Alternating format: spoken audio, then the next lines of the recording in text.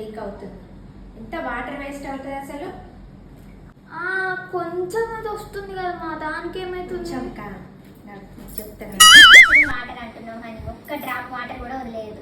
అలా ఒక్కొక్క drop water waste అయితే గంటకి ఒక బకెట్ వాటర్ అవుతుంది. అదే రోజంతా ఎన్ని బకెట్ వాటర్ వేస్ట్ అవుతుంది. అసలు ఈ మండే ఎండలకు బోర్ మొత్తం ఎండిపోతున్నాయి. మనకైతే ఎప్పుడు వాటర్ ప్రాబ్లం రాలేదు. ఈసారి వాటర్ రావాలి, రోజుకు వాటర్ ట్యాంకర్ తెప్పించుకోవాల్సి వస్తుంది. ఇలాగే కంటిన్యూ అయ్యి ఈ బోర్లు ఎండిపోయి ఇలాగే వాటర్ వేస్ట్ చేస్తే ఫ్యూచర్లో ఏమవుతుంది తెలుసా? ఆడపిల్ల కట్నం కింద 2 వాటర్ ట్యాంకులు అడుగుతారు, ఆడపడుచు కట్నం కింద 2 వాటర్ క్యాన్లు అడుగుతారు. అలాంటి పరిస్థితి వస్తుంది. అందుకే వాటర్ అస్సలు వేస్ట్ చేయదు. ఇప్పటి నుంచి వాటర్ అస్సలు వేస్ట్ చేయదు, సరేనా?